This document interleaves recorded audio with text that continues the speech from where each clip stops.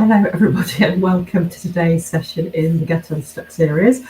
I just had to close my door because my dog had just come in. I hope you are warm and cosy today. I've had snow this morning, which is a bit unexpected, so I'm hoping that wherever you are, you're feeling nice and warm and cosy. So today's session is all about the confidence gap and owning your achievements at work. If you haven't joined one of my Get Unstuck live sessions before, I'm Sarah Archer. I'm a leadership and career coach, and I work with senior women to help them create the kind of career success that's right for them without selling out or burning out. And career success is definitely linked to confidence. So that's obviously what we're going to be exploring today. I created these sessions because, having been an HR director, I know how difficult it is to find the time to think about yourself and your career and leadership development in the working week. It's just so full on. So I thought if I'd create these little windows for you to get some ideas, some inspiration, some tools, some practical support a couple of times a month, just to help you move the dial a little bit on where you are in your leadership career. So if you are watching me live, hello. If you're watching me on replay, hello. And it's definitely interactive. So if you've got questions, pop them in the chat. I will come back and answer them at the end of the session or during the session. If you're watching on replay and you've got questions, just tag me in and I will come back and answer them too. I also have a podcast called Unstuck and Unstoppable, and you can catch a lot of the same topics that I cover in the lives in the podcast too, and I will link to that later. So before we start the session today, just to let you know, also I am running a webinar next Tuesday evening, that's the 25th of November, on how to break free from imposter syndrome and shine like a leader. And obviously some of the things we're talking about today, we will be diving deeper in the webinar. So if this is something that for you feels quite a big thing to have to manage at the moment, please do sign up and join me. I'm just going to pop the link into the chat now, so hopefully that will appear in your feed. I can see it's appeared on YouTube but not on LinkedIn. Okay, well I will pop it in the chat later on for you on LinkedIn. So I wanted to just start with talking a bit about the confidence gap, because I do see this a lot with the clients that I work with, of playing down achievements, waiting for other people to notice, feeling that if I work really hard, I'll be recognised, and that my kind of contribution will speak for itself. Whereas male counterparts definitely don't have that same approach. And I wanted to share some research with you around the confidence gap, because it's really interesting to kind of see how it presents, but also to understand some of the factors that contribute to it. But to say also that, you know, confidence is around 50% nature and 50% nurture. You know, so we can change our level of confidence. It's not a fixed trait. There are definitely things that you can do to increase your confidence, but it is like a muscle. You have to keep working at it. It's not a fixed state. We do have to be putting in the effort and the work to increase that confidence on a regular basis. And three of the techniques, I'm going to share three techniques with you today. You can use them immediately and they will contribute to you being able to kind of work on your confidence and increase it, transform it. But the deep work around confidence we'll touch more on in the webinar next week. So let me just share a little bit of the research around the confidence gap. So that's, you know, why women tend to be less confident at work than men.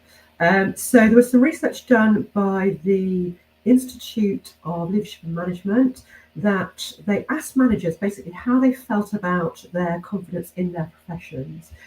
50% of female respondents reported self-doubt about their performance and about their career, compared with less than a third of the male respondents. There was some research done by the Carnegie Mellon University which showed that men initiate salary discussions 4 times as often as women, And when women do initiate those salary discussions, they ask for 30% less than a man would.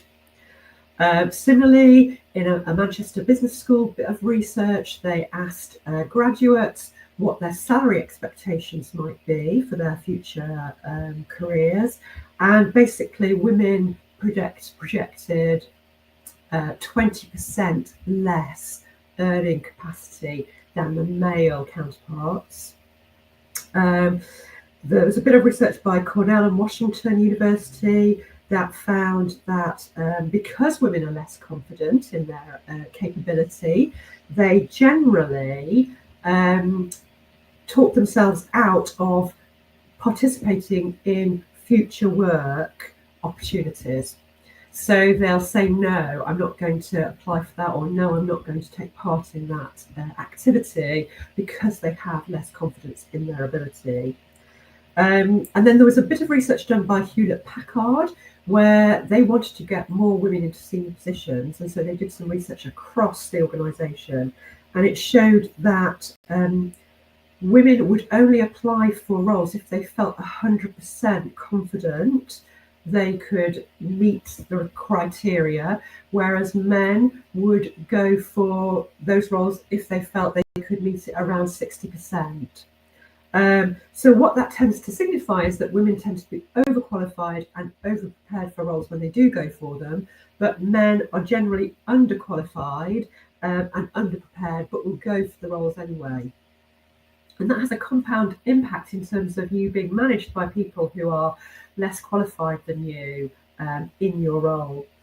So, there's lots of research around how it presents, but there's also research around why this happens. And we know some of it is socialization in terms of, girls are tended to be socialized to be good, to be well behaved, to conform, whereas boys are socialized to take risks and to kind of just go for things. So we know that goes on, but there's also some really interesting research around neuroscience, around our brains.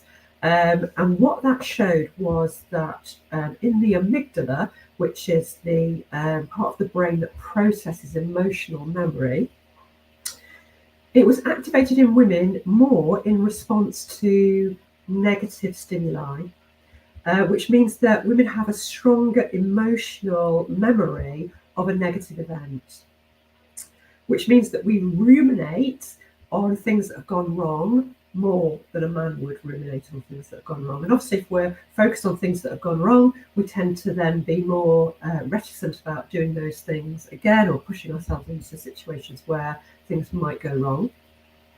There's also a part of the brain called, if I can pronounce this correctly, the anterior cingulate cortex, which recognizes error and weighs up options, often known, interestingly, as the worrywart center. And it's larger in women, which means that from an evolutionary point of view, we will be scanning for threats more, probably because we have to protect our children. So because we're programmed to scan for threat more, again, that tends to make us more risk averse than our male counterparts who are, just going for it. So there's lots of research and studies, and then also we've got hormones that definitely have an impact as well. Testosterone is higher in men. Testosterone is linked to more risk-taking activity.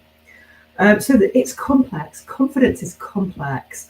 But what tends to be emerging is that confidence is an important part of success, as important as competence. It's kind of a bit of a no-brainer, really, isn't it? But that it's our kind of belief in our competence, because the studies show that the competence is equal, but the difference is our belief in our competence. But obviously, if we believe we're confident, we're more likely to take action. If we take action, we're more likely to feel confident. It becomes a kind of virtuous circle. But because we've got those parts of our brain that are looking for risk, that are worrying more, that are ruminating, we hold ourselves back from taking action. We overthink, we overprepare, we have that inner voice that talks us out of doing that thing that might have promoted us or given us more visibility or giving us more of an opportunity. So confidence is complex, but as I said earlier, there is lots that you can do to increase it. The core, though, is the belief factor, because you have to believe that you are able to do that thing to be able to display genuine confidence. Because there's all that sort of fake it till you make it, but actually that doesn't really work, because people can interpret that and they can see that it's not genuine. Whereas genuine confidence, tends to be received in a much more positive way. You're not seen as arrogant, you're not seen as brash, you're not seen as self-promotional, you're seen as somebody who has genuine confidence. And that can be through verbal and non-verbal cues. And the belief bit we're going to work on more in the webinar next week, so do again join me if that's something that you feel is at the core for what you're struggling with. But what we wanted to try and do today is think about 3 practical things that you could do to start working on confidence and start to feel more comfortable at talking about your achievements and what you do, so you have more impact.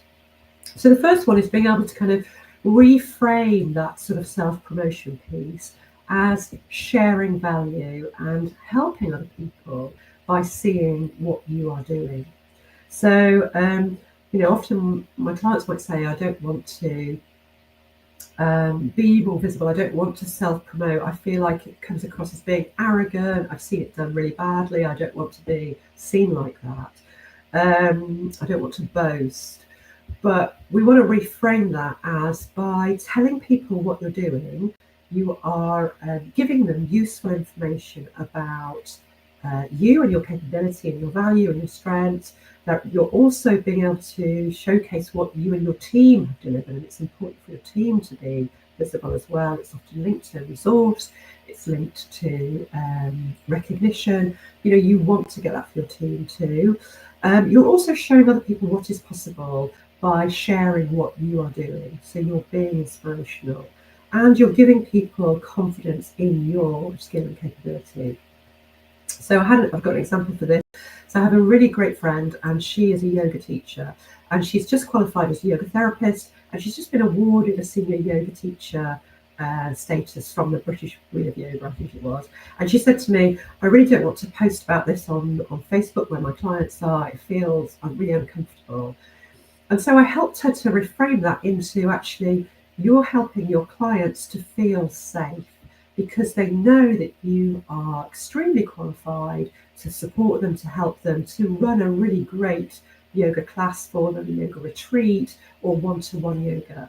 And so she did make that post. She said she felt uncomfortable, but she got such an amazing response. And it really helped her to do it by thinking she was helping her clients, to let them know that she was well trained and able to support them in their yoga practice. So it's just being able to think about it in a different way. It's not about me, it's about helping people around me.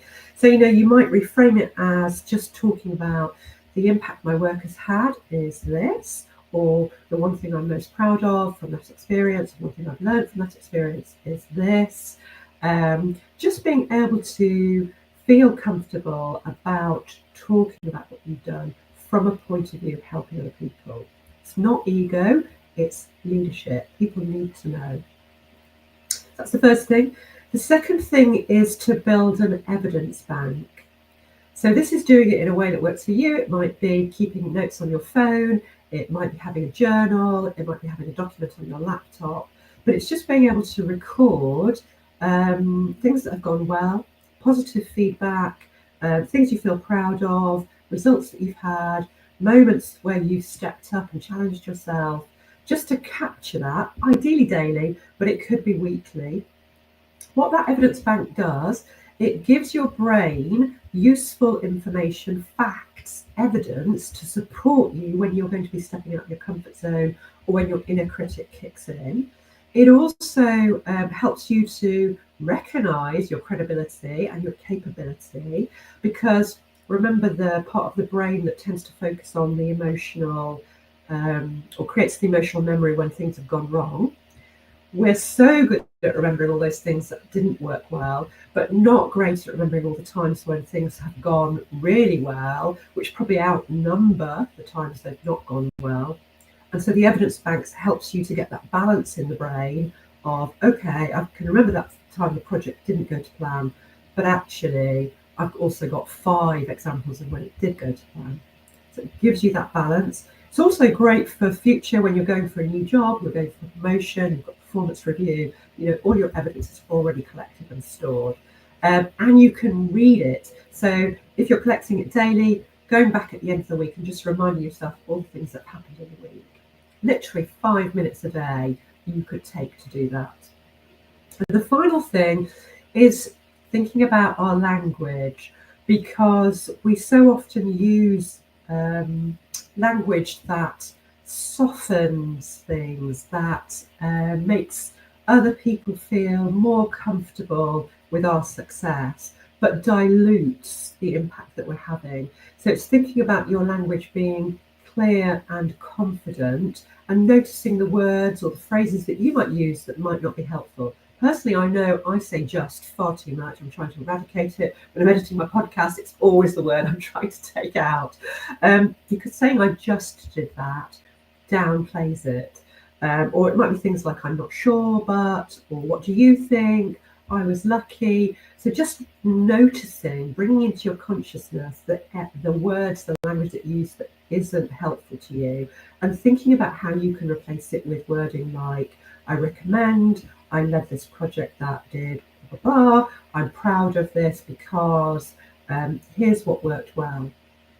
So just thinking about the language, because remember, confidence is about the verbal and non-verbal cues that you communicate. So starting with language is an easy one to do, and just noticing the language that you might want to change. So I hope you found that research interesting. I will put a link to that in the comments too. And I hope you're going to try out one of the 3 techniques that I've shared with you today. I would love to know how you got on, so please do message me. Join me next Tuesday evening if you're free for the webinar on breaking free from imposter syndrome. And if this is something that you want to do some deep work on, because believe me, it's easy to do it with somebody who's there to help you, then please do send me a message and we can have a chat about how I can support you with your confidence and leadership impact. So hopefully I'll see you next Tuesday at the webinar. And if not, I'll be back in a couple of weeks with another live. Have a great week.